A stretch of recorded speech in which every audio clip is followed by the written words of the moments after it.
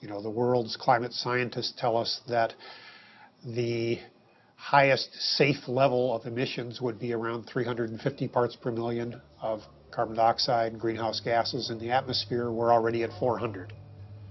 They tell us that the sort of safest we could hope to do without having perilous implications as far as drought, famine, human conflict, major species extinction would be about a 2 degrees Celsius increase in temperature. We're rapidly approaching that, and with all the built-in carbon dioxide that's already in the atmosphere, we're easily going to exceed that. So on our watch, we are facing the next major extinction of species on the Earth that we haven't seen since the time of the dinosaurs disappearing. You know, when whole countries go underwater because of sea level rise, when whole countries find that there's so much drought that they can't feed their population, and as a result they need to desperately migrate to another country or invade another country, I mean, we're going to have climate wars in the future. And what about livestock and animal agriculture? Well, what about it? I mean,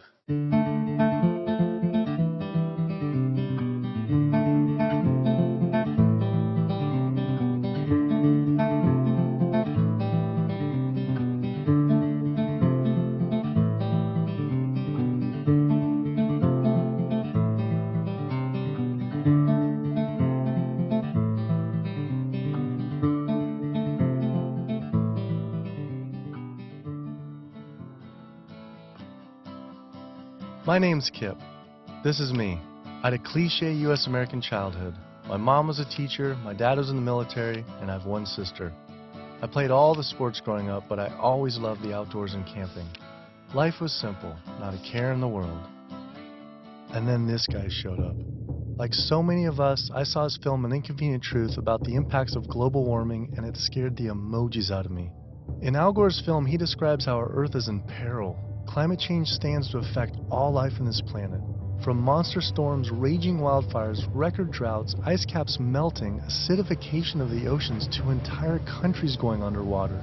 That could all be caused by humans' demands on the Earth.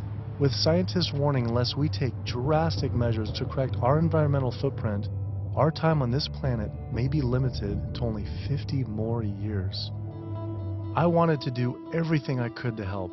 I made up my mind right then and there to change how I lived and to do whatever I possibly could to find a way for all of us to live together, in balance with the planet sustainably forever.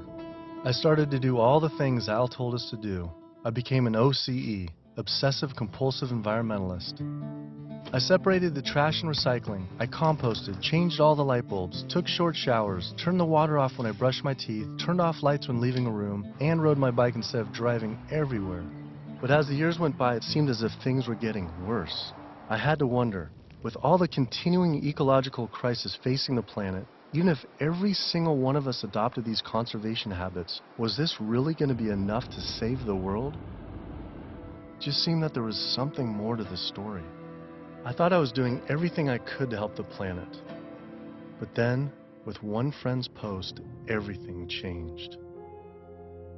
The post sent me to a report online published by the United Nations stating that cows produce more greenhouse gases than the entire transportation sector.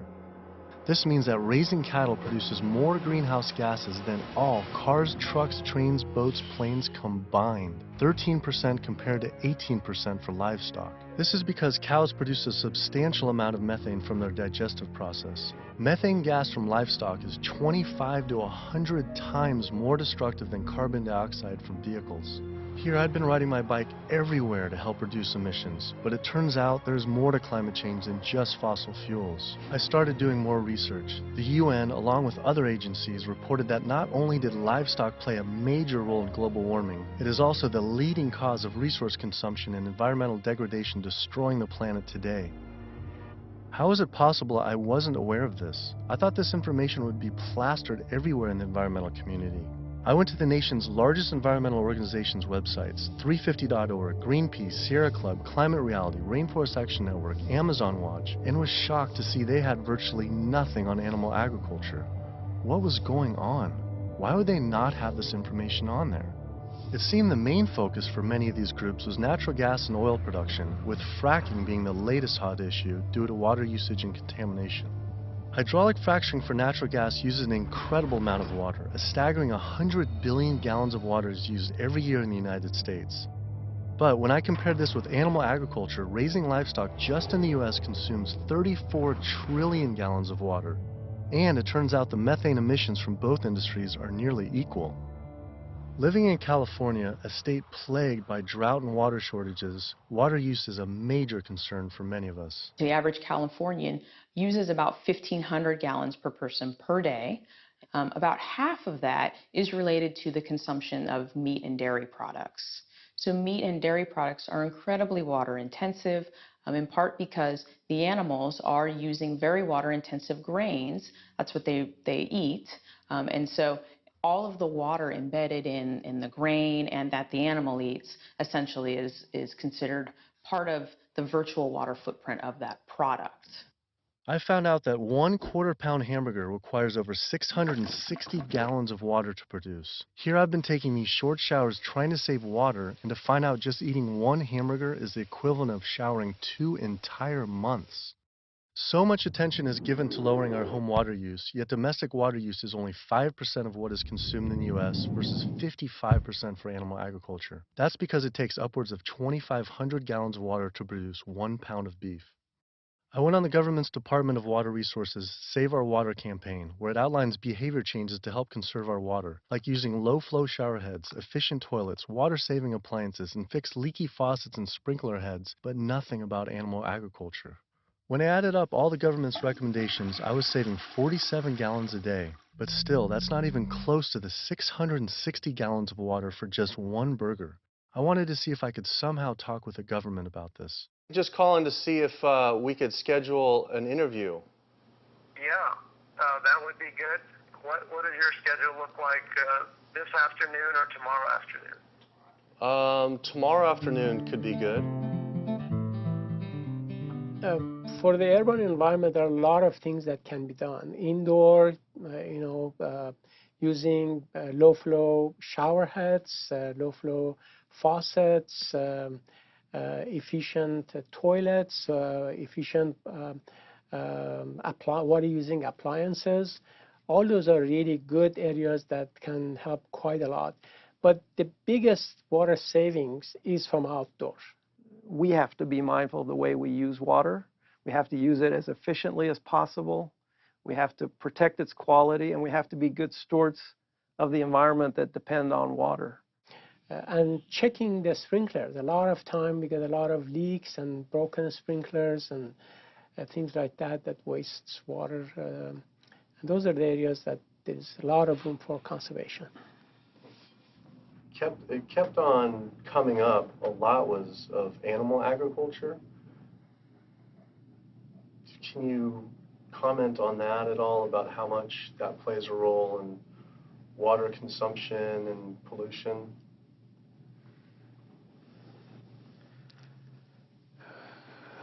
That's not my area. There's one study that found that 1 pound of beef, 2,500 gallons of water. Yeah. Yeah. Eggs is 477 gallons of water, and cheese almost 900 gallons. I mean, I guess it's one simple, why isn't it on Save Our Water? Just, it's kind of like if you went to someone's house and my neighbor has a faucet, dripping, and then you see this giant hose turn full blast until 660 gallons of water are shooting out into the street, flooding the entire street. I think I would say, hey, turn that off, please. It seems like it's a huge thing that we could be doing by far more than anything else. Just like, if that is really the case. I think that the water footprint of animal husbandry is greater than other activities. There's no ifs, and, or buts about it. That would be really powerful, just rather than waiting till we're in a drought. What do you think about just starting now, and whoever's in charge of the Save Our Water, hey, let's start encouraging people to eat less meat now, because these studies are coming out. I don't think that'll happen. Why? I don't think that'll happen. Why? Because of the way government is set up here. That's interesting, though. Why though?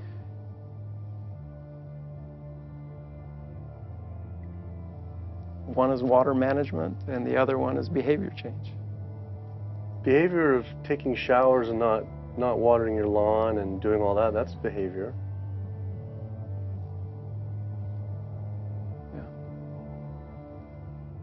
Wow. Clearly, the government did not want to talk about this issue. Their inability to answer, along with the environmental organization's silence on the topic of animal agriculture, made it seem something more was going on. I started doing more investigating on the impacts of livestock and found out this situation was actually worse than I had thought. In 2009, 2 advisors from the World Bank released an analysis on human-induced greenhouse gases, finding that animal agriculture was responsible not for 18%, as the UN stated, but was actually 51% of all greenhouse gases. 51%. Yet all we hear about is burning fossil fuels. This devastating figure is due to clear-cutting rainforests for grazing, respiration, and all the waste animals produce. This makes animal agriculture the #1 contributor to human-caused climate change. But not only that, I found out raising animals for food consumes 1/3 of all the planet's fresh water, occupies up to 45% of the Earth's land, is responsible for up to 91% of Amazon destruction, is a leading cause of species extinction, ocean dead zones, and habitat destruction. Yet, the world's largest environmental groups that are supposed to be saving our world didn't mention this anywhere. I had to speak with environmental organizations to find out why they weren't addressing this issue. I sent off dozens of emails, made call after call, spent hours on hold. Days became weeks and weeks became months, and for some reason, no one wanted to talk to me about this. So bizarre. I supported these organizations for so long and now was met with silence. I was, however, able to connect with a handful of environmental authors and advocates that were willing to address this issue. I took my old trusty van, Super Blue, out of retirement and hit the road. So my calculations are that without using any gas or oil or fuel ever again from this day forward, that we would still exceed our maximum carbon equivalent greenhouse gas emissions, the 565 gigatons, by the year 2030, without the electricity sector even, or energy sector even factored in the equation, all simply by raising and eating livestock. If you reduce the amount of methane emissions, the level in the atmosphere goes down fairly quickly, and within decades, as opposed to CO2. If you reduce the emissions to the atmosphere, you don't really see a signal in the atmosphere for 100 years or so. The single largest contributor to every known environmental ill known to humankind: deforestation, land use, water scarcity, the destabilization of communities, world hunger. The list doesn't stop. It's an environmental disaster that's being ignored by the very people who should be championing. Free-living animals made up, 10,000 years ago, made up 99% of the biomass. And human beings, we only made up 1% of the biomass. Today, only 10,000 years later, which is really just a fraction of time, we human beings and the animals that we own as property make up 98% of the biomass. And wild, free-living animals make up only 2%. We've basically completely stolen the world, the earth, from free-living animals to use for ourselves and our cows and pigs and chickens and factory farmed fish. And the oceans have been even more devastated. Concerned researchers of the loss of species agree that the primary cause of loss of species on our Earth that we're witnessing is due to overgrazing and habitat loss from livestock production on land, and by overfishing, which I call fishing, in our oceans. And we're in the middle of the largest mass extinction of species in 65 million years. The rainforest is being cut down at the rate of an acre per second. And the driving force behind all of this is animal agriculture, cutting down the forests to graze animals and to grow soybeans, genetically engineered soybeans to feed to the cows and pigs and chickens and factory farmed fish. 91% of the loss of rainforest in the Amazon area thus far to date, 91% that's been destroyed, is due to raising livestock. The leading cause of environmental destruction is animal agriculture.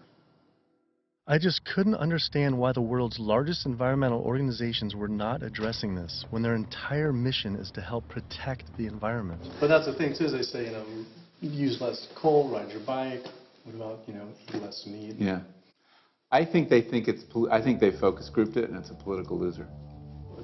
In terms of, because they're membership organizations, a lot of them. They're looking to maximize the number of people making contributions, and if they get identified as being anti-meat or challenging people on their everyday habits, that's something that's so dear to people that it will hurt with their fundraising. They do not want to address the primary driving cause of environmental devastation, which is animal agriculture, because they're businesses and they want to make sure that they have a reliable source of funding. I went invited to a meeting with Al Gore and some years ago now, and made these methane arguments, and he was really pushed back. And that's just his argument. It's hard enough to get people to think about CO2. Don't confuse them. I think that the problem with a lot of organizations that are focused and have a laser focus don't go off message because they don't want to piss off another whole group of people that will make their lives difficult. If you listen to the majority of the major environmental organizations, they're not telling you to do much besides live your life the way you've been living it, but change your light bulb from time to time, drive less, use less plastic, recycle more. It's better for their fundraising and better for their profile to create a victim and perpetrator sort of plot line. It's like when we talk about the fact that when we have a dysfunctional family and the father is an alcoholic, that's the one thing no one talks about. Everybody goes around that, and yet it's the one thing that's causing the devastation in the relationships in the family, because no one wants to talk about it. How could these organizations not know? I mean, the issue is right in front of them. It's unmistakable at this point. And just like these organizations, they're falling over themselves to show the general public that climate change is human-caused. And in doing so, they completely fail to see what's right in front of them, that animal agriculture, raising and killing animals for food, is really what's killing the planet. That was it. No more emails, no more phone calls. I had enough. I realized if I wanted answers, I would have to go to these organizations' headquarters in person. Hi, how's it going? We're doing a full-length feature documentary, and it's on sustainability and animal agriculture plays a role. And we're seeing if we can talk to David Barr. Yeah. Okay. Do you have an appointment with him? We've been trying for it's almost 2 months, and we haven't even had one receptive email or anything. So we're seeing if we can just set something up. Let me just get They sent out their PR person instead. She refused to be filmed and told us to turn off the camera, but promised someone from their rainforest, ocean, and climate change departments would all speak with us, finally. Next stop was to give Sierra Club a visit. Turns out they were a bit more receptive to me showing up at their doorstep. Hey, how's it going? With the climate change, what's the leading cause of that? Well, it's basically burning too many fossil fuels. So coal, natural gas, oil, tar sands, oil shale, all these new exotic fuels that are kind of hybrids between them. But that's basically what is loading up the atmosphere. So we have this greenhouse effect where the heat is getting trapped and the temperatures are soaring at a rate that has never existed in the history of the Earth. And what about livestock and animal agriculture? Well, what about it? I mean, we do just research. A couple of the UN report says it's more.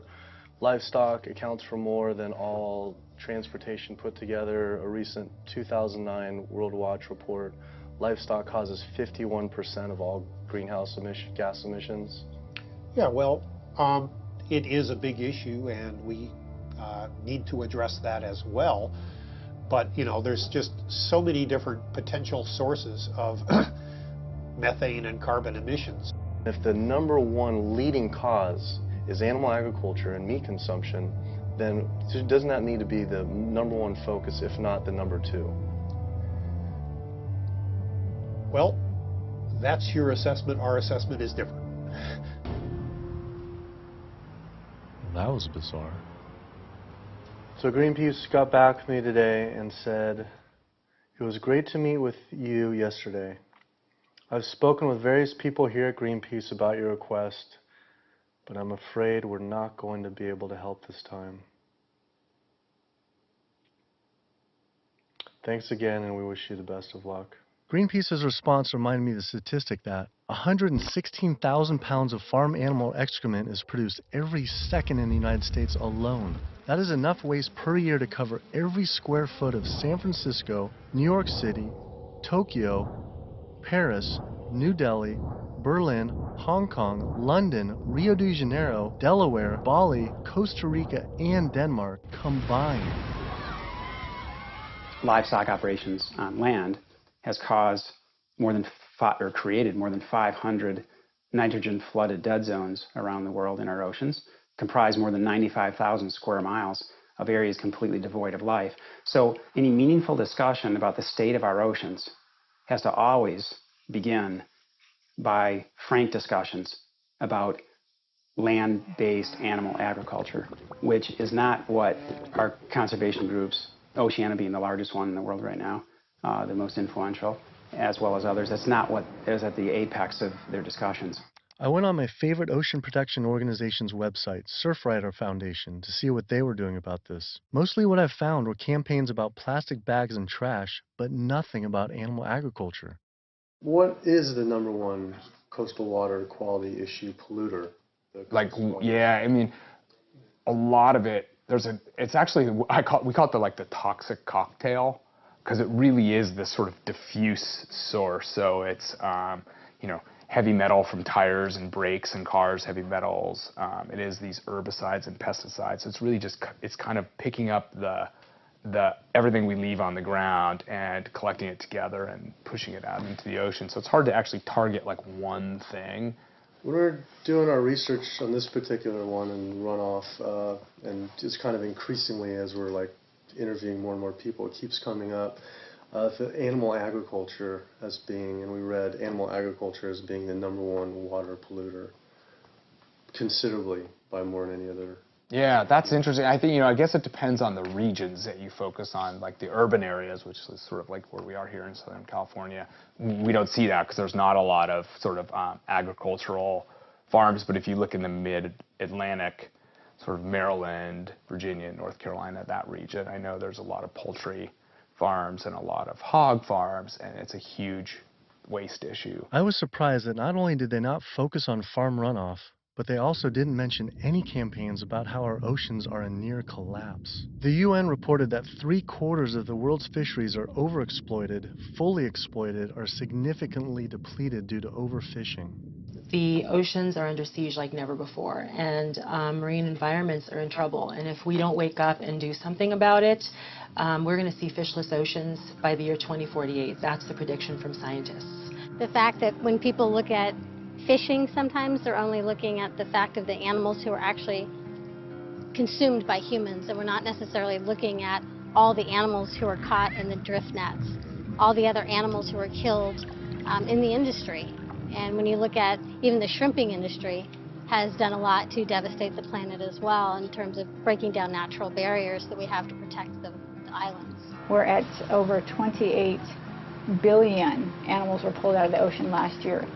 They're not ever given a chance to recover. They can't recover. They don't multiply that quickly. They don't, they don't come back. We're not giving them an opportunity. The oceans are in complete collapse. The large fish species are nearing extinction.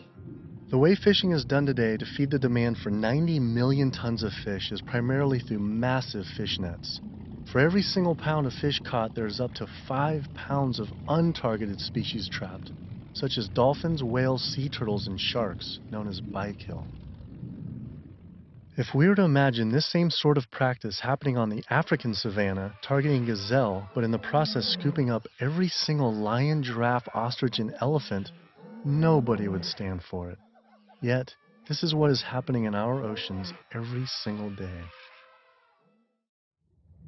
Between 40 and 50 million sharks each year are killed in fishing lines and fishing nets as bykill. then their fins might be cut off or not cut off, but they're caught initially as bykill, and it's from fishing.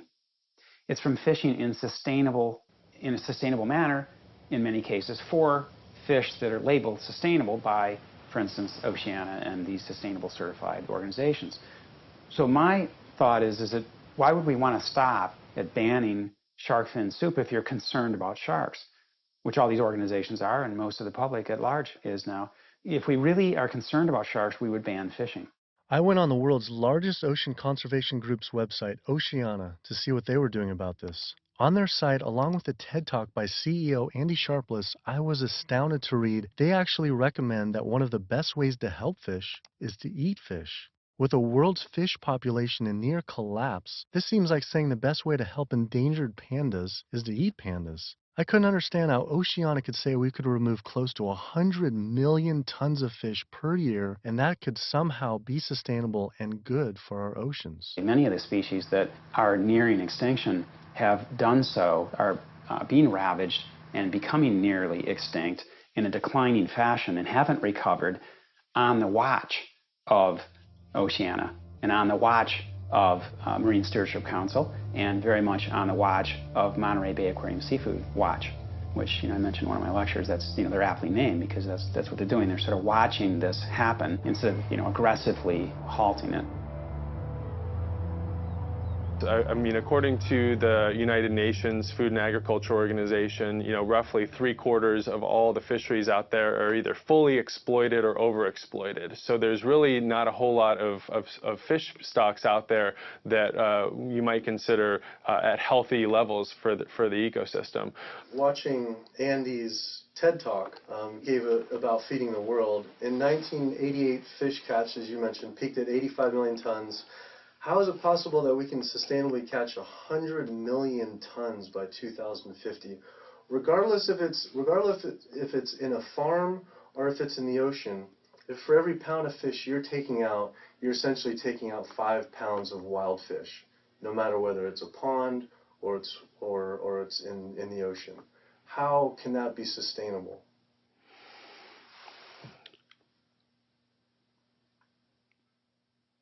The ultimate question, right, is that there is a tremendous amount of natural production that is, basically coming out of the oceans all the time.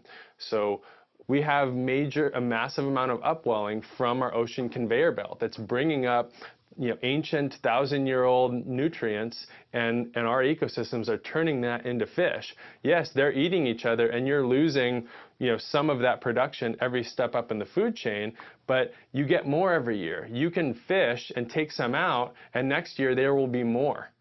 And if we do that right without ultimately hitting the fundamental driver, it's sort of like living off the interest, right? As long as you don't bring your principal down, right, if you're investing in something, as long as you're not hitting into that principal and your principal remains high, you could potentially live off the interest forever. And that's the basic idea with fish. With our population right now, what we're doing is if it's 75% depleted, the fishery is now depleted.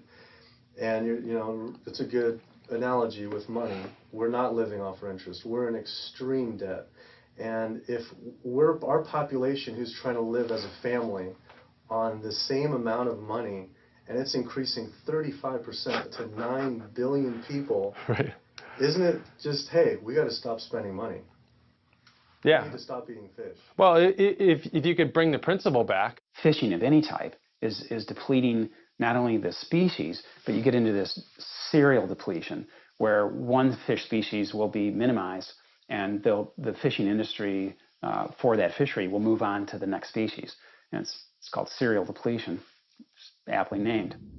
And in the process, so the fish are being lost, not only the species is being lost, but the next in line is being lost, and then the mechanism is still extremely destructive. So they're losing the fish species, but it needs to be kept in mind they're also destroying habitat. I think they came up with this term, sustainable fishing, to make ourselves feel good about eating fish and continuing to take fish out of the oceans, when in fact really it's Sea Shepherd's position that there is no such thing as sustainable fishing. Seafood is not a protein source for a sustainable protein source for the feeding of the planet, of the people on the planet. It's just not. People don't want to hear it because that makes them feel like they have to take action. They have to stop doing something, and a lot of people don't want to, and people don't want to, they don't want to put it out there because it's uncomfortable. They don't want to propose to tell people what to do, but we're at a point where we all have to be cognizant and we have to realize and we have to take an action. Our founder, Captain Watson, likes to say, if the oceans die, we die. That's not a tagline, that's the truth. Perhaps the only other ecosystem that is being destroyed at such a rapid rate are the world's rainforests. Our global rainforests are essentially the planet's lungs. They breathe in CO2 and exhale oxygen. An acre of rainforest is cleared every second, and the leading cause is to graze animals and grow their feed crops. That is essentially an entire football field cleared every single second. And it is estimated that every day, close to 100 plant, animal, and insect species are lost due to rainforest destruction.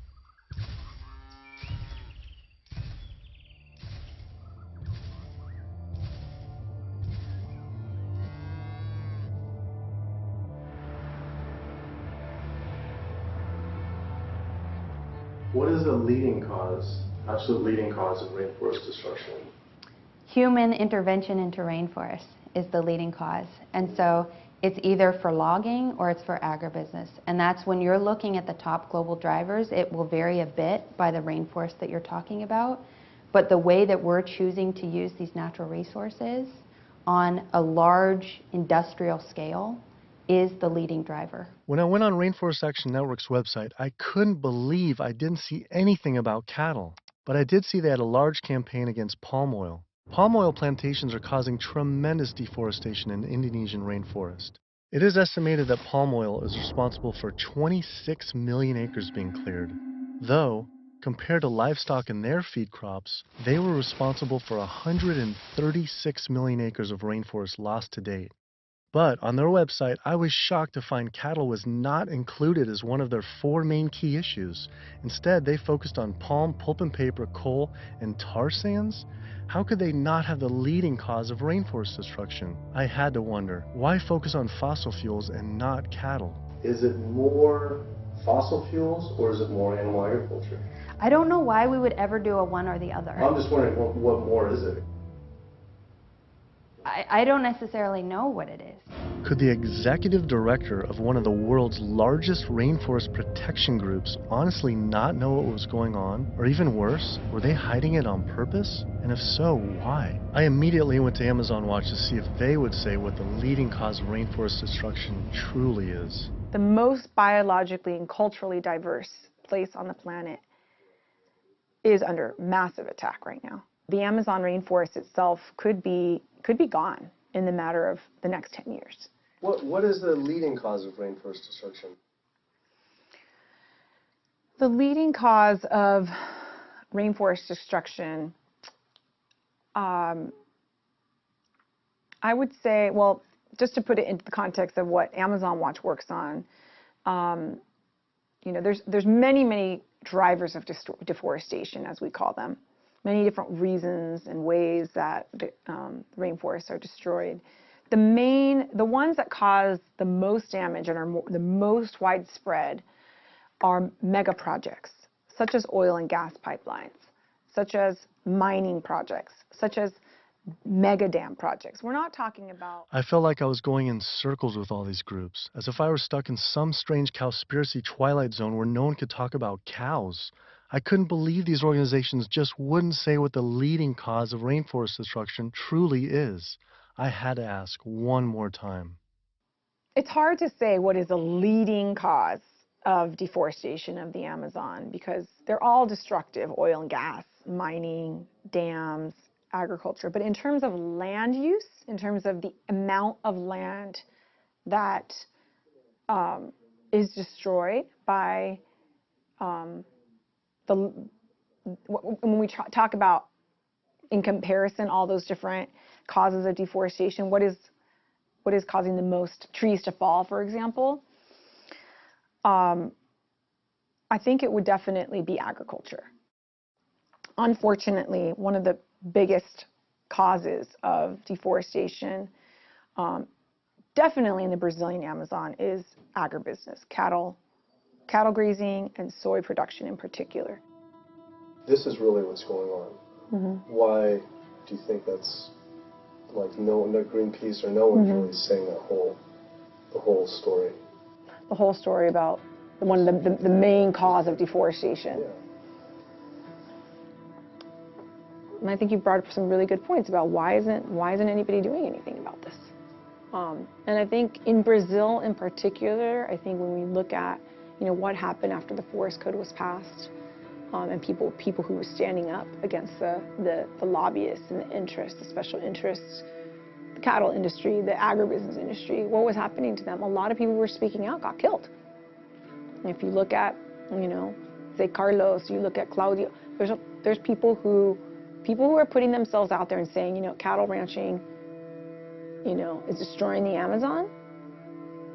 A lot of those people who are really putting themselves out there, and look at Dorothy Stang, the nun who lived out in Pará, who was killed. A lot of people will speak up. A lot of people just keep their mouths shut because they don't want to be the next one with the bullet to their head. Sister Dorothy Stang was a U.S.-born nun living in the heart of the Brazilian rainforest. Her life's work was to protect the Amazon. She spoke out openly against the destruction of rainforests from cattle ranching for years. Walking home one night, she was brutally gunned down at point-blank range by a hired gun from the cattle industry.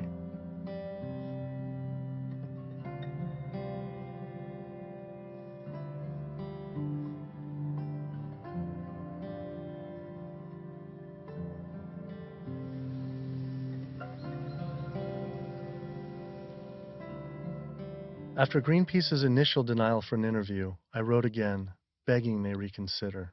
Greenpeace got back again and said again, I'm afraid we've explored the options here in terms of helping you and are not going to be able to be involved this time. You mentioned you were also speaking to Oceana. I'm sure they'll be able to give you some great quotes about ocean-related issues. Thanks again for thinking of us. Unbelievable. With Greenpeace unwilling to be interviewed, I had to find a different avenue for answers. There's something really fishy going on over there. Fortunately, I found a former Greenpeace board of director who now speaks openly about the industry. Environmental organizations, like other organizations, are not telling you the truth about what the world needs from us as a species. It's so frustrating when the information is right before their eyes. It's documented in peer-reviewed papers and journals. It's there for everybody to see, but the environmental organizations are refusing to act. Nowhere do you find in their policies, and nowhere do you find in the Greenpeace mission that diet is important, that animal agriculture is the problem. They are refusing, like other environmental organizations, to look at the issue. The environmental community is failing us, and they are failing ecosystems. And it's so frustrating to see them do this. NRDC, the Earth's best defense. All right, so here they actually do have a few things on animal agriculture. The leading cause of environmental degradation is too much pollution and too many engines churning too fast in too many places around the globe. Lately, in 2009, a World Watch report that livestock causes 51% of greenhouse gas emissions, and transportation is around 13%, and then the low end, the UN was around 18 to 30, which is more than all transportation, all put together. Internationally or nationally? Yeah, I think energy production and transportation are still major sources. So I think I guess I'm not going to comment on that because I'm not familiar with those numbers. So it's don't quote me on this, but that's cow farts. That's what I think what that is. I think that's cow farts.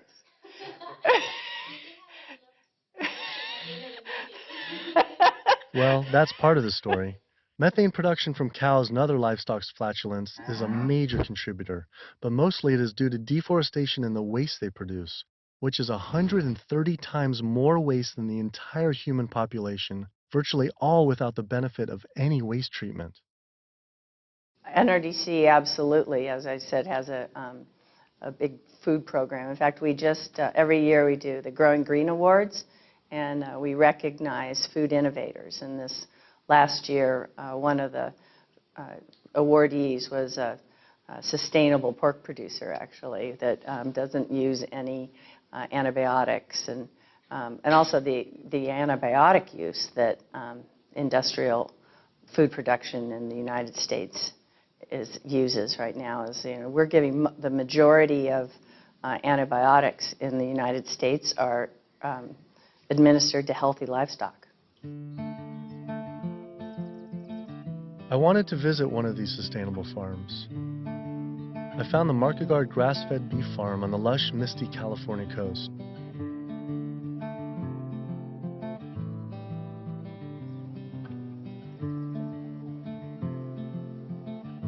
I met Eric and Donegal Market Guard and their 4 children. Leah and Larry are usually up at 6 and out, milking the cows, slopping the hogs.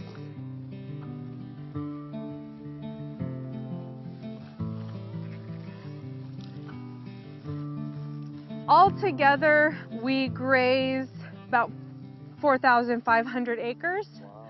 And this is our home ranch, and this is 952 acres of that. On average, it's about 1 cow or cow and a calf per every 10 acres. We would produce annually roughly 80,000 pounds of finished plate-ready meat.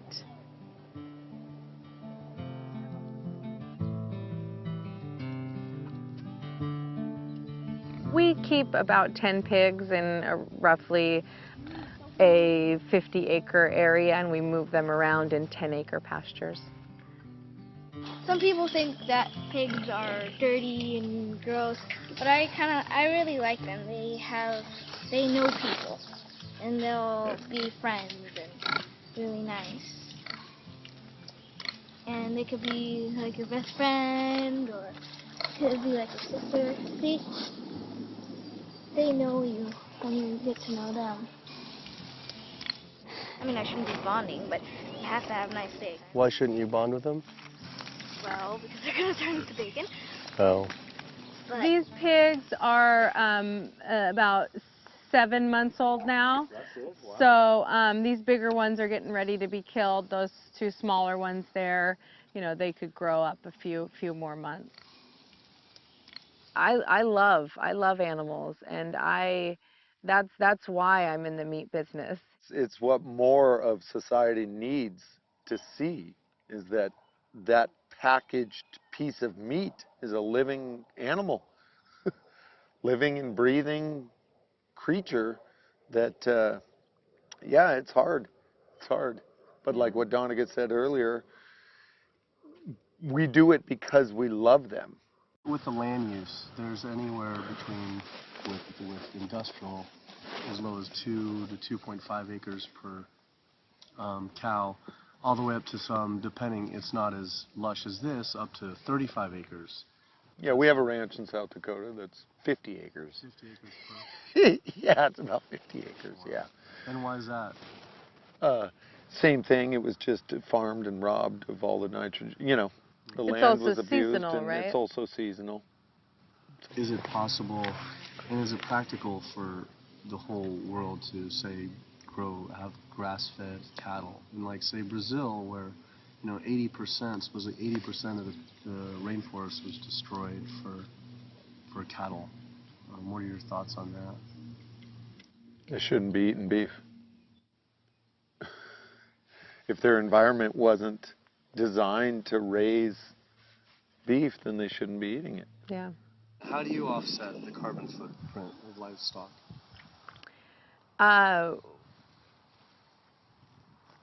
We don't feel like livestock have a carbon footprint. I left there feeling confused. And as far as grass-fed beef not having a carbon footprint, it actually sounded like it could make sense until I added up the numbers on land use and population.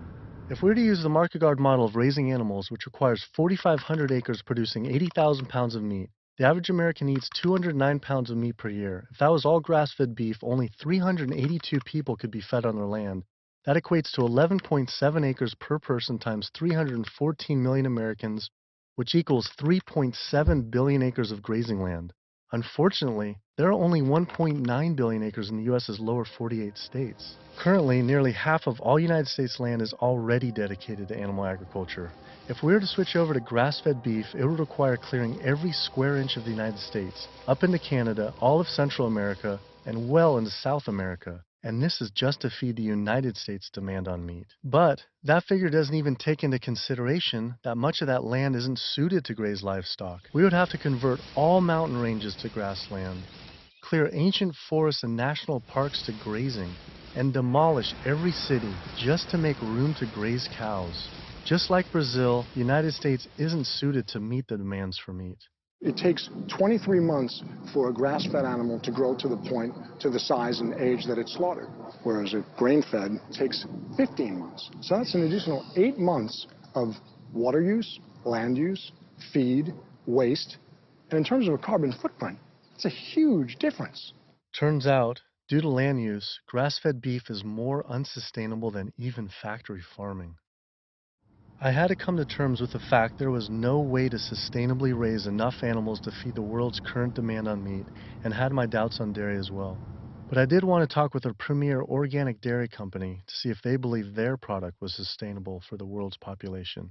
It requires a lot of inputs to produce milk. The feed, the water, the land, it does. And it may not be practical to expect that there can be enough dairy production produced in a sustainable way to feed the entire world.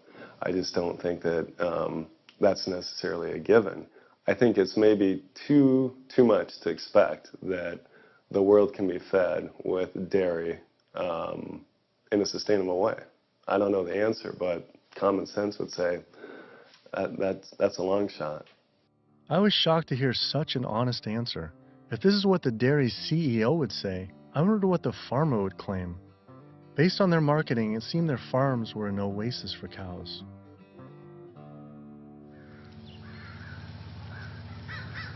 It was not what I expected.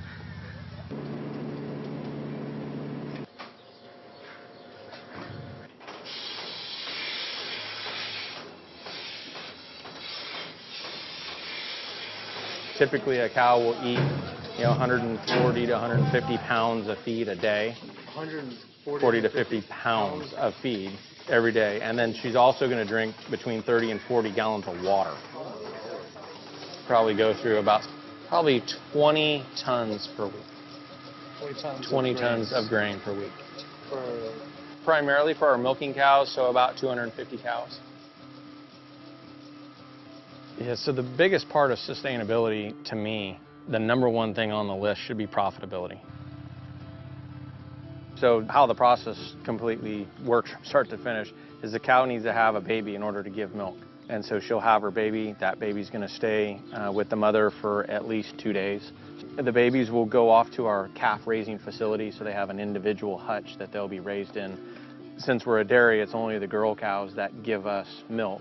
So the boys on typical dairies, they're sold off to beef raising facilities. But we do keep approximately half, and we raise them for 2 years and sell them as organic grass-fed beef. So all dairy cows eventually go to the beef industry? Mm-hmm. At some point in time, she's really going to drop off, and so you have to make a business decision at that point. Are you going to keep investing in her, to give milk, or are you going to sell her off again to another dairy or into the beef industry?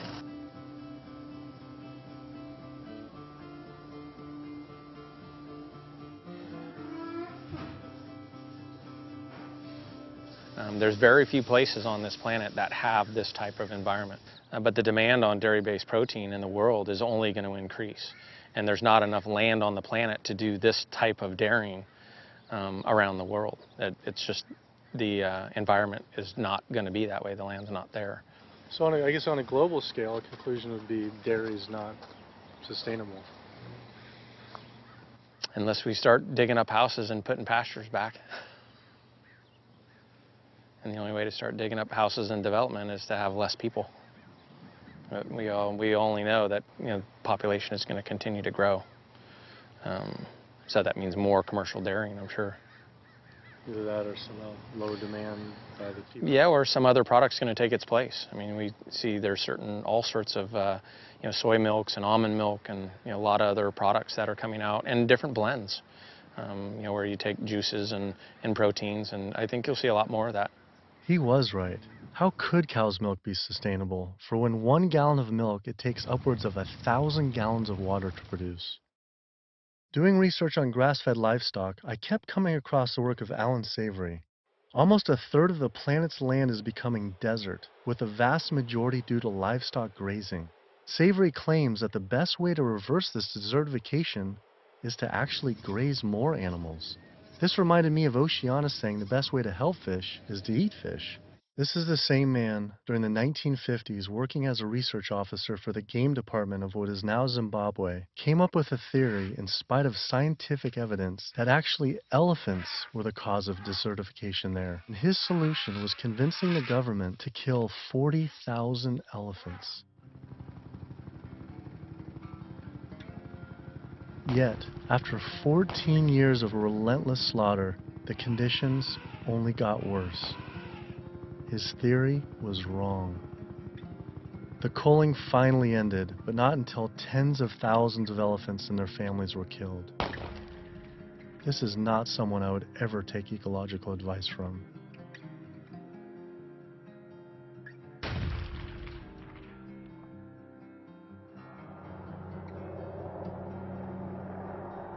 It turns out the cattle industry is having the same effect on wildlife in the United States.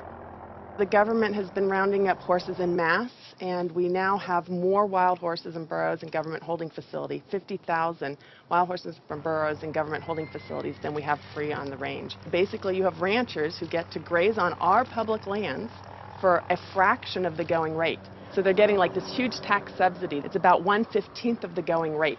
And what the Bureau of Land Management has to do is say how much forage and water is on the land, and then they divvy it up. They give so much to the cows, so much to wildlife, and so much to the wild horses and burros. And what we see is the lion's share of the forage and water is going to the livestock industry.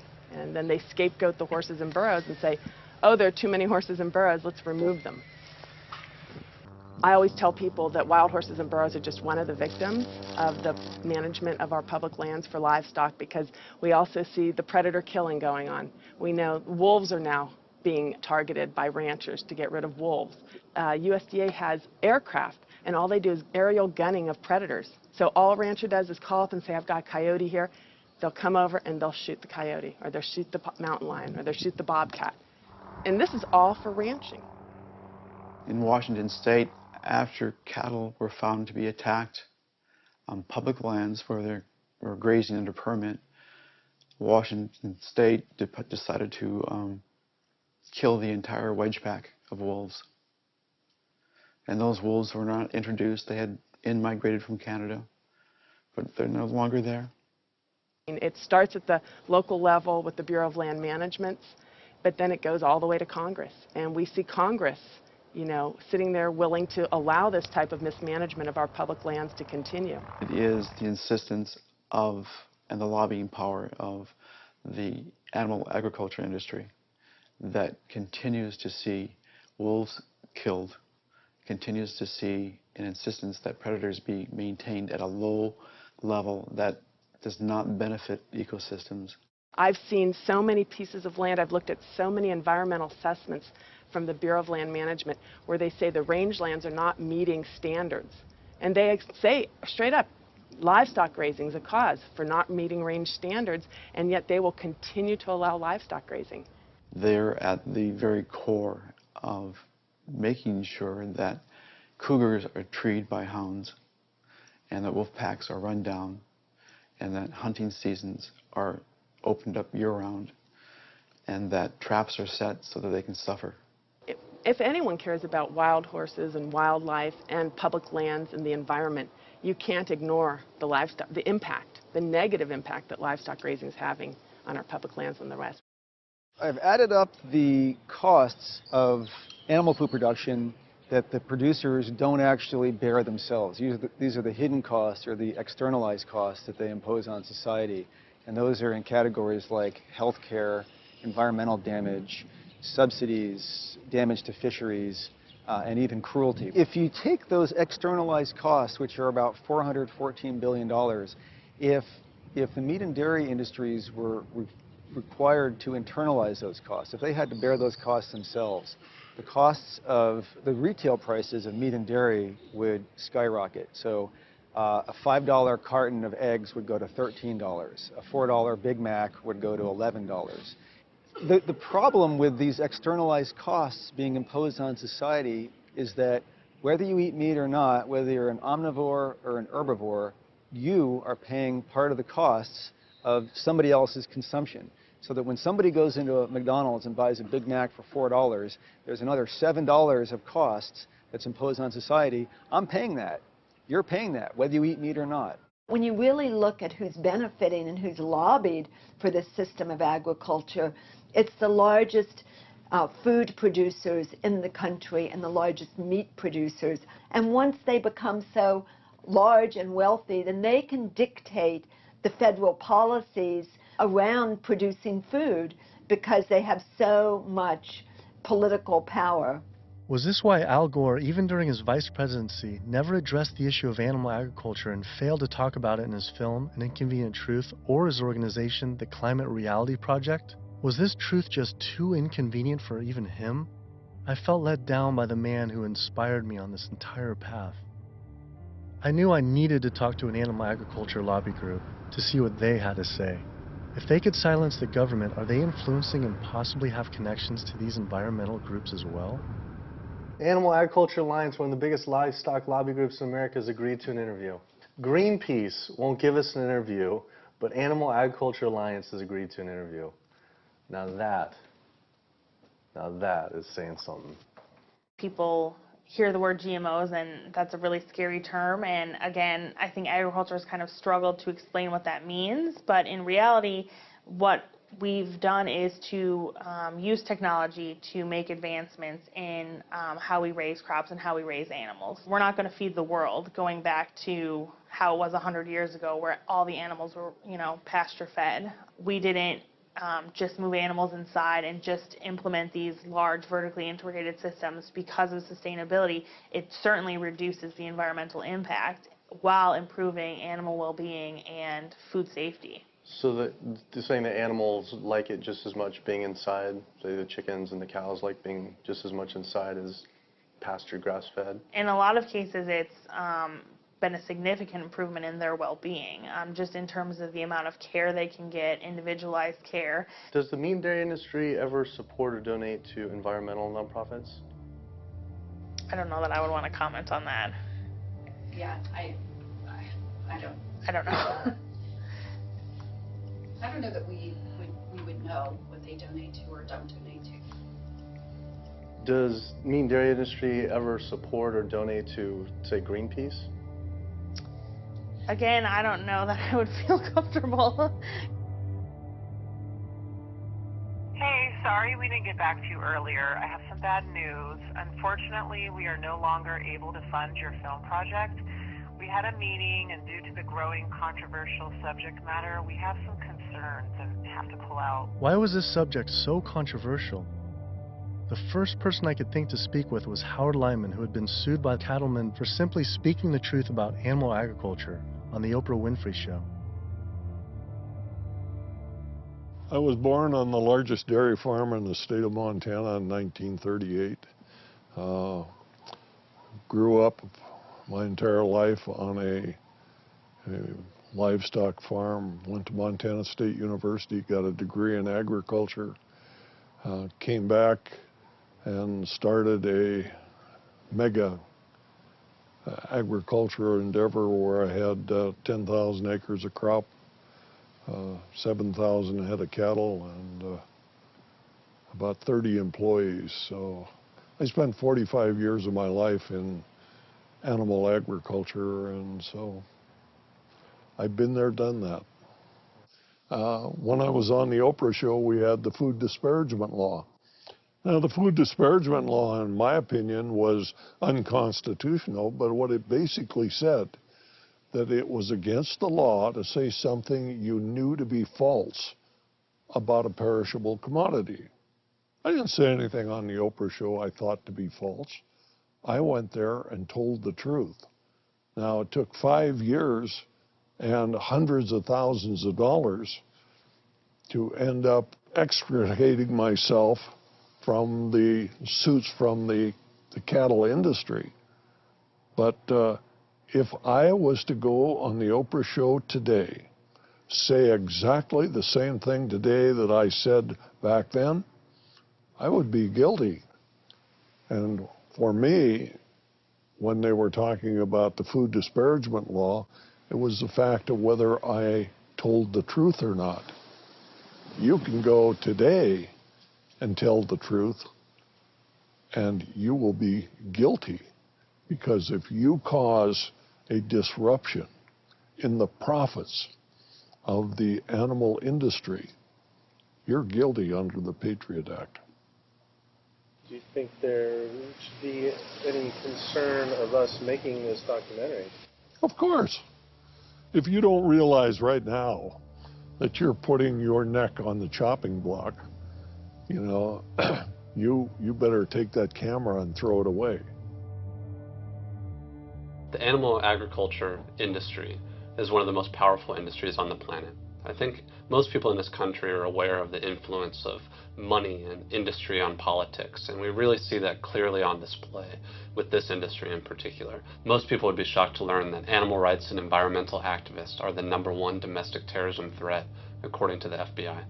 And why is that? It's a difficult question to answer, why these groups are at the top of the FBI's priorities. I think a big part of it is that they, more than really any other social movements today, are directly threatening corporate profits. You know, when we try to find out how factory farms and how animal agriculture is polluting the environment, they try to claim exemptions to that information, either under national security terms or public safety, trademark issues, business. It's a business secret. We've seen all these attempts to keep people in the dark about what they're actually doing. You know, one of the largest industries on the planet with the biggest environmental impact, trying to keep us in the dark about how it's operating. Through the Freedom of Information Act, we obtained documents from the Counterterrorism Unit that show they are monitoring my lectures, media interviews like this one, my website, my book. Are we at risk filming this and showing it? You're going up against people that have massive legal resources. I mean, it's just overwhelming, the amount of money at their disposal, and you have nothing. And I think that fear is a big part of the tactic as well. Will was right. I was scared. When I learned about the activists being killed in Brazil, I was disturbed, but I felt removed. But to learn about American activists and journalists being targeted by the industry and FBI, my funding being dropped, I was genuinely worried and it hit close to home. Was this why no one was willing to talk about the issue? I decided to take precautionary measures with all the footage I shot.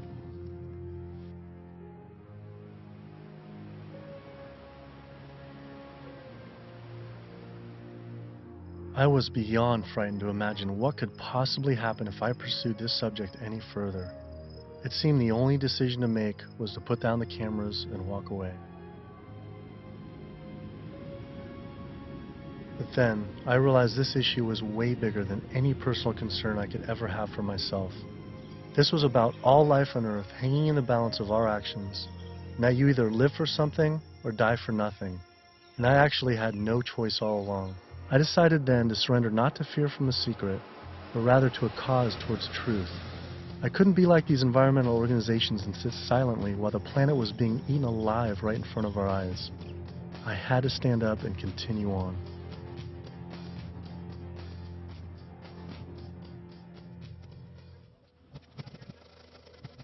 Some people would say the problem isn't really animal agriculture, but actually human overpopulation. In 1812, there were 1 billion people on the planet. In 1912, there were 1.5 billion. Then, just 100 years later, our population exploded to 7 billion humans. This number is rightly given a great deal of attention, but an even more important figure when determining world population is the world's 70 billion farm animals humans raise. The human population drinks 5.2 billion gallons of water every day and eats 21 billion pounds of food. But just the world's 1.5 billion cows alone drink 45 billion gallons of water every day and eat 135 billion pounds of food. This isn't so much a human population issue, it's a human eating animals population issue. Environmental organizations not addressing this is like health organizations trying to stop lung cancer without addressing cigarette smoking. But instead of secondhand smoking, it's secondhand eating, which affects the entire planet. We're growing enough food right now in the world to feed between 12 and 15 billion people. We only have 7 billion people. We have roughly 1 billion people starving every single day. Worldwide, 50% of the grain and legumes that we're growing, we're feeding to animals. So they're eating huge amounts of grain and legumes. And in the United States, it's more like closer to 70, 80, depending on which grain it is, about 90% of the soybeans.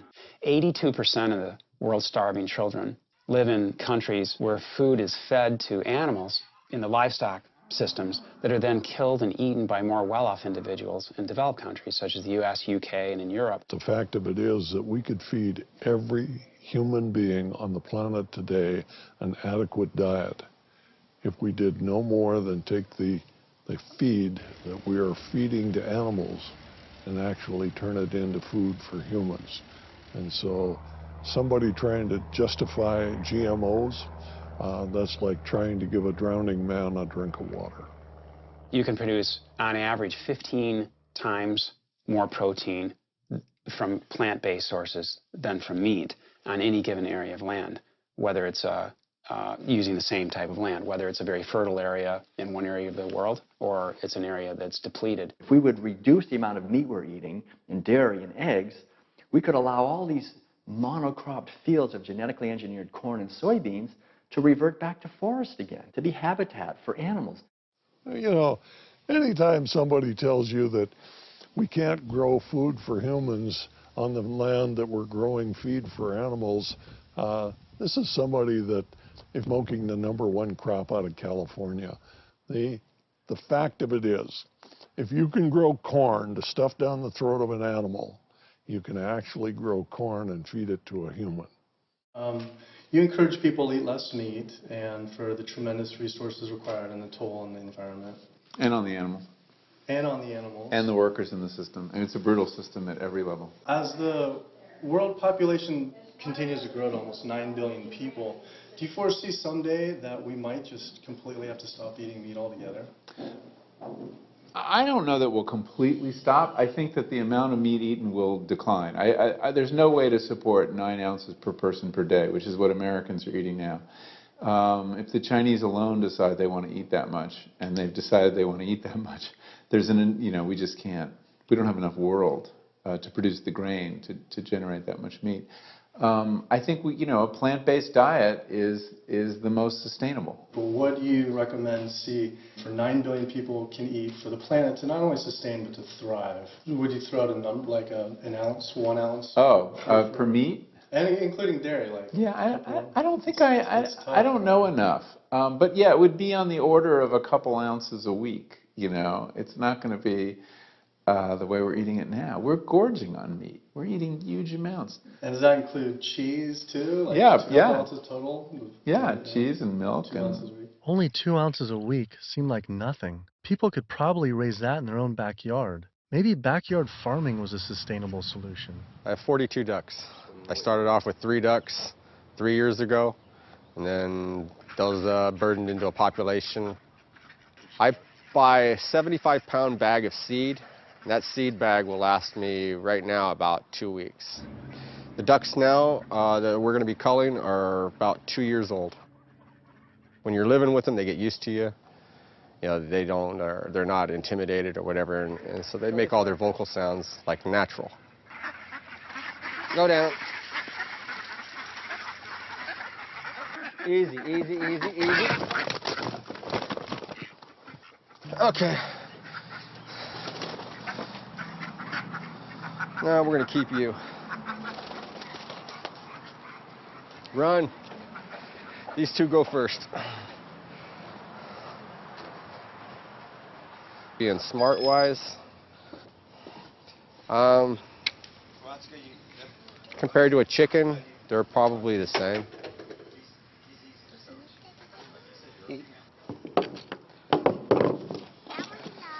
Yeah, he is. Alrighty. Okay. Right there.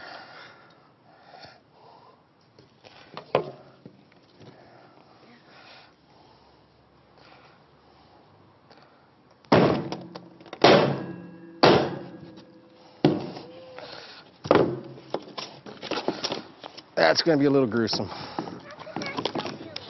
Hmm? How could that still be alive? They're not. That's nerves, a nerve reaction. 5 years old or something like that, I think it was, the first time my dad came out and made us watch as we did rabbits. And we'd raise probably a couple dozen rabbits each year. And then we would take those rabbits and skin them and clean them up and keep them for food. As a young kid, I was kind of, I don't want to say it was hard, but it was kind of, from my memory, because some of the rabbits I had named, so it was kind of like going, you're like going, but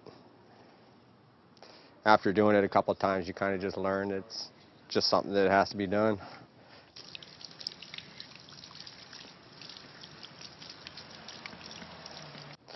Not the fingers.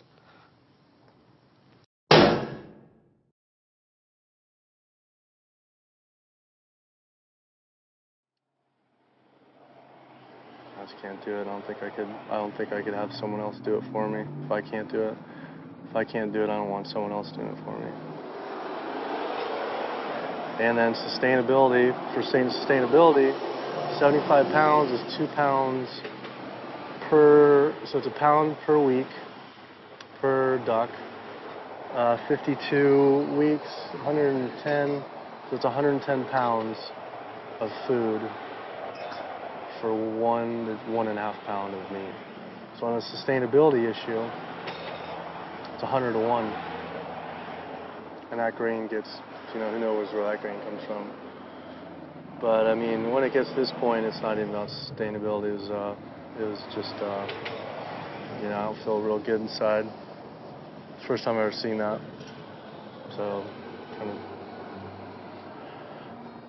yeah. I had been so caught up in the destruction caused by animal agriculture, I realized I had never truly dwelled on the obvious reality that every one of these animals was killed. It was always a disconnected, abstract fact of eating meat, but when it became personal, face to face, the story changed. I had already scheduled weeks in advance to film another backyard slaughter of a chicken that stopped producing eggs. I didn't know how I was going to possibly go through another slaughter. So I didn't.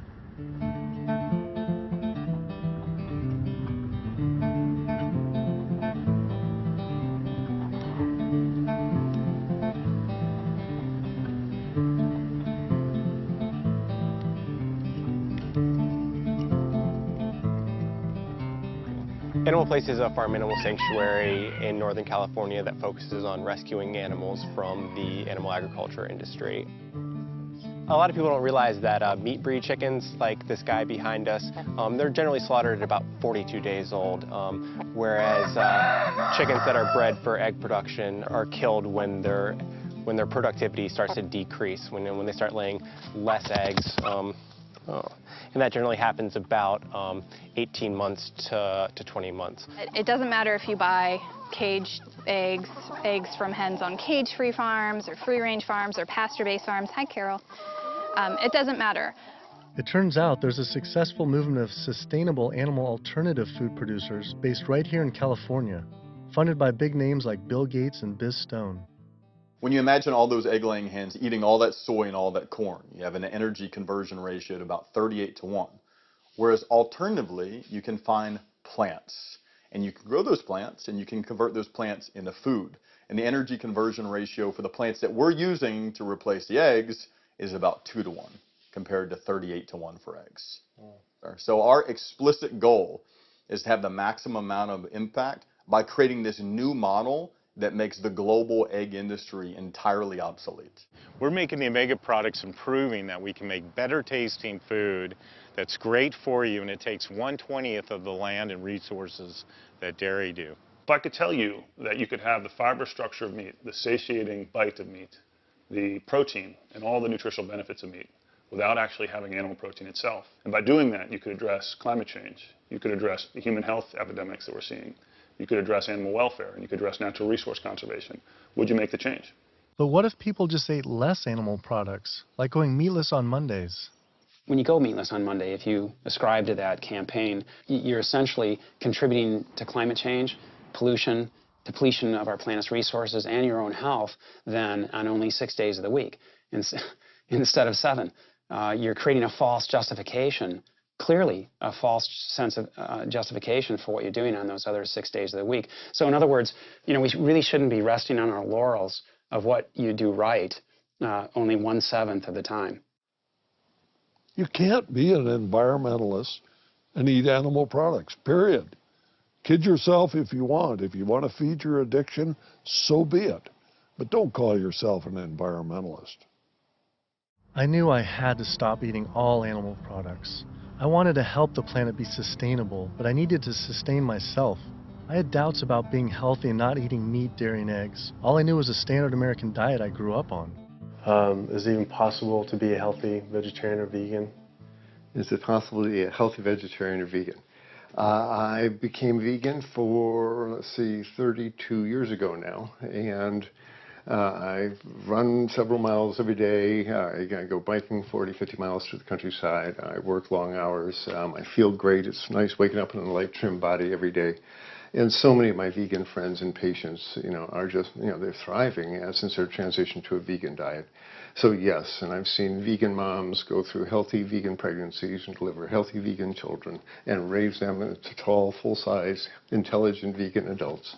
And yes, certainly all the nutrients are there in the plant kingdom to do this. That is correct. Think anyone should be consuming dairy? I really don't. When you think about it, the purpose of cow's milk, I did most of my growing up on a dairy farm in Wisconsin. The purpose of cow's milk is to turn a 65-pound calf into a 400-pound cow as rapidly as possible. Cow's milk is baby calf growth fluid. That's what this stuff is. Everything in that white liquid, the hormones, the lipids, the proteins, the sodium, the growth factors, the IGF, every one of those is meant to blow that calf up to a great big cow, or it wouldn't be there. And whether you pour it on your cereal as a liquid, whether you clot it into yogurt, whether you eat it into cheese, whether you freeze it into ice cream, it's baby calf growth fluid. And women eat it, and it stimulates their tissues, and it gives women breast lumps. It makes the uterus get big, and they get fibroids, and they bleed, and they get hysterectomies, and they need mammograms, and gives guys man boobs. Cow's milk is the lactation secretions of a large bovine mammal who just had a baby. It's for baby calves. I tell my patients, go look in the mirror. Do you have big ears? Do you have a tail? Are you a baby calf? If you're not, don't be eating baby calf growth fluid in any level. There's nothing in it people need. It was a relief to hear I didn't have to eat any animal products to be healthy and even thrive. But I still thought you needed animal manure to grow organic agriculture. It turns out there's an entire movement with people growing food without any animal inputs. I visited Earthworks Urban Farm in Detroit, where they are working with and growing food for the low-income community. We tend to see ourselves as individuals in a bubble, and forget that we inhabit this land and this earth with other creatures. And so we have to learn how to share more, I guess. Jaws here is working on his garden.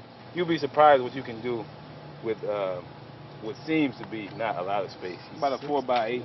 Yeah. What's your goal this year? How much do you think you can maximize that? I would push for 100 at least. 100 pounds. Wow. That's amazing. So, the 1 full year after this was constructed, we doubled our yield to over 14,000 pounds of food. 14,000 pounds on Yeah. about how many acres? About 2.5. So as much food as we produce and we grow, or the earth helps us grow, is we also have to return those nutrients back to the soil. So we like to think of our work as being regenerative, that we're putting as much life-giving substance in the ground as we're taking out. So just kind of healthier and safer to use vegetarian or vegetable composting and stuff? Yeah, that's what we found. But also because it takes less time and it's a lot easier to manage. A lot easier, yeah. Yeah. And the soil is just as rich? No. Yeah, absolutely. Not only is it organic more compassionate, it's also more efficient. And in a society with this many billions of people, we need to be as efficient as possible. Some people might go back and say if we embrace this primitive approach of only wild animals everywhere and we go back to like a hunter-gatherer system, that sounds great. But that was 10 million people on the entire continent. Maybe a little bit more, a little bit less, no one really knows. Today, now, we have what? We have 320 million in the US, 25 million in Canada, another 100 and so many million in Mexico. So North America is up to almost 450 million people. Trying to figure out a way to bring animal agriculture in balance with 450 million hungry people is impossible. This is amazing. I didn't believe it when I first learned it, but 216,000 more people are born to the planet every day. Every day. It's extraordinary. But what's really extraordinary is you need, per day, 34,000 new acres of farmable land. It's not happening. To feed a person on an all plant-based vegan diet for a year requires just 1/6 of an acre of land. To feed that same person on a vegetarian diet that includes eggs and dairy requires 3 times as much land. To feed an average U.S. citizen's high-consumption diet of meat, dairy, and eggs requires 18 times as much land. This is because you can produce 37,000 pounds of vegetables on 1.5 acres, but only 375 pounds of meat on that same plot of land. I also learned the comparison doesn't end with land use. A vegan diet produces half as much CO2 as an American omnivore, uses 1/11 the amount of fossil fuels, 1/13 the amount of water, and 1/18 of the amount of land. After adding this all up, I realized I had the choice every single day to save over 1,100 gallons of water, 45 pounds of grain, 30 square feet of forested land, the equivalent of 20 pounds of CO2, and one animal's life every single day. If we all, as a society, did go vegan and we moved away from eating animal foods and toward a plant-based diet, well, what would happen? If we didn't kill all these cows and eat them, then we wouldn't have to breed all these cows because we're breeding cows and chickens and pigs and fishes. We're breeding them and, over and over again, relentlessly. So if we didn't breed them, then we wouldn't have to feed them. If we didn't have to feed them, then we wouldn't have to devote all this land to growing grains and legumes and so forth to feed to them. And so then the forests could come back. Wildlife could come back. The oceans would come back. The rivers would run clean again. The air would come back. Health would return. Renewable energy infrastructure, such as building solar and wind generators all over our country to reduce climate change, I mean, that's a pretty good idea, but it's projected to take at least 20 years. And at least minimally $18 trillion to develop.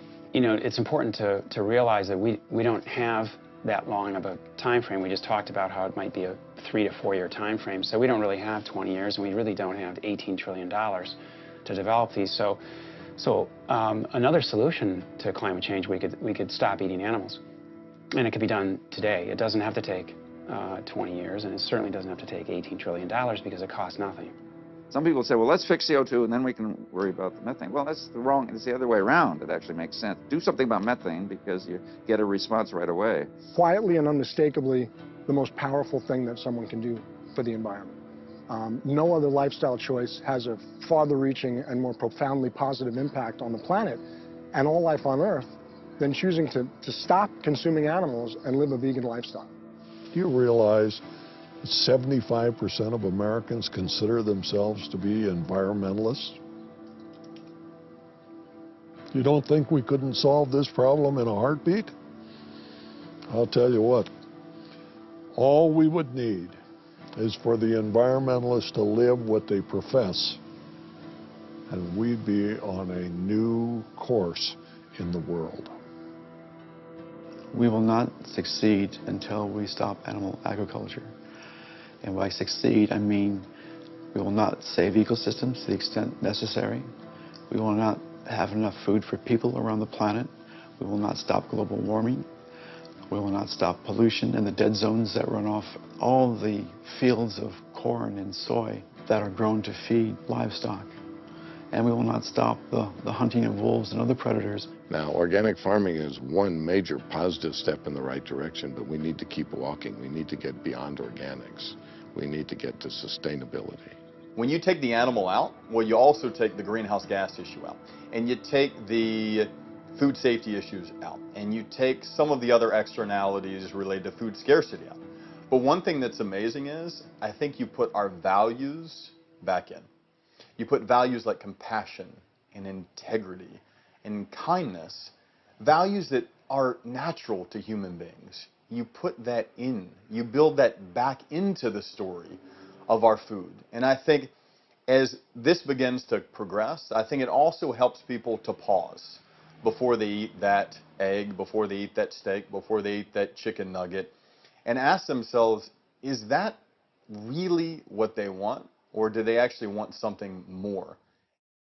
I had to come to the full conclusion the only way to sustainably and ethically live on this planet with 7 billion other people is to live an entirely plant-based vegan diet. I decided instead of eating others to eat for others. At first, like these environmental groups, I was afraid of what it'd mean to change, but now I embrace it. All this talk about sustainability sounded like our planet was on some sort of life support, and I don't want her to simply survive or to sustain, but to thrive. Life today is not about sustainability, it's about thrivability. She's given so much to us for so long, it was time to give back. 108% of everything we have. It felt good. It was in alignment. And we see this movement not just about providing cheaper and inexpensive food that everyone can have, but also a spiritual move. A move towards understanding who we really are and how we can really connect to each other.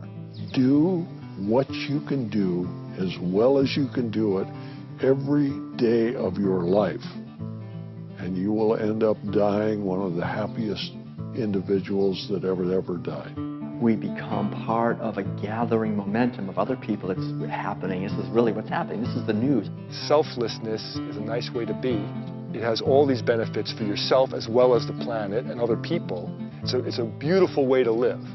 Ecologically, it just feels better. This is about massively transforming how our society eats because it's a necessity.